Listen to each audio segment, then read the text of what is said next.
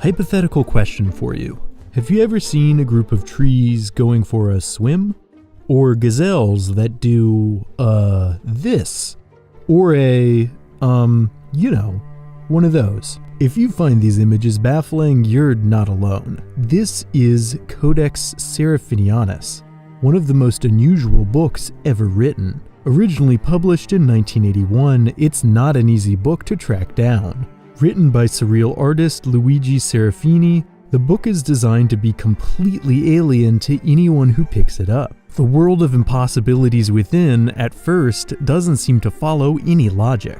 Not only are the images utterly mind-bending, but it's written in a made-up and thoroughly untranslatable language. And yet, the more you read, the more you might find a strange sense of continuity among the images. That's because Serafini intended this book to be an encyclopedia of a world that doesn't exist. So for this entry into the archive, I'm going to do my best to document the alternate dimension Serafini created, bearing in mind the Codex is, by design, meant to be untranslatable. So let's get started. Like a real encyclopedia, the book is divided into sections. The first one seems to be on plants, and they certainly aren't any kind we'd recognize. One page displays alien fruits and vegetables, some of which seem to be hybrids of more familiar produce you might find in a grocery store in our world, or hybrids of produce and inanimate objects. Oh, and watch out for trees in this realm. It seems they tend to run away. Continuing our psychedelic tour, the next section is on animals. We've got some very unusual species of birds, some fish which look like watchful eyes peering out at you, and this guy who seems to burrow underground. The Codex also goes into microorganisms, tiny species which are impossible to categorize, and seem to emerge from a gigantic rainbow. We're just gonna have to roll with that one.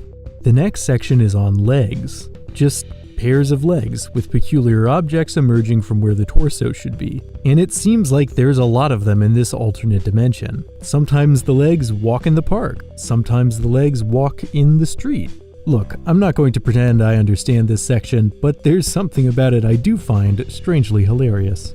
The next section is also difficult to categorize, but seems to dive into the world of chemistry and, fascinatingly, subatomic particles. Within these pages, you can find rows and rows of molecules which feel so scientific. Of course, like the rest of the book, all this is made up.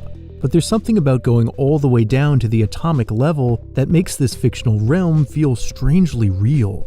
Next, we have a short section on vehicles, like this car made out of flies and white goo, or this other vehicle made out of something, or this cloud-shaped vehicle, which in another section can be seen making rainbows, although it seems to mess them up on occasion. Continuing on, the next, and by far the largest section, is on the people who inhabit this world, or as close to people as this world seems to get. And I will say, the people of this alternate dimension do seem to know how to throw a party, whether it be doing, well, this, or doing this. Honestly, with most of these, your guess is as good as mine. And the final few sections are just completely incomprehensible. I feel like Serafini wanted to make sure no overthinkers, like me, would ever be able to puzzle this world out completely, so he filled the ending with stuff that would take centuries to understand.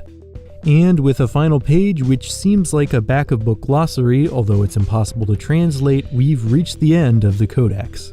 So, stepping back from all this madness, what is Serafini trying to get at with showing us this glimpse into another world? Well, as trippy and somewhat unsettling as some of these images are, there's also a strange sense of beauty to the drawings, and an enthralling feeling of genuine mystery. In the end, I think Codex Seraphinianus captures a feeling. The experience of reading it reminds me of being young and flipping through an encyclopedia, staring at pictures and not comprehending the words, but feeling a strange, untranslatable world hovering just outside my understanding. So maybe it's okay that we can't puzzle out Serafini's one-of-a-kind masterwork. Maybe some things are best if left truly unexplicable. Thanks for watching. If you enjoyed this entry, please lend your support, and like, subscribe, and hit the notification icon to stay up to date on all things curious. See you in the next video.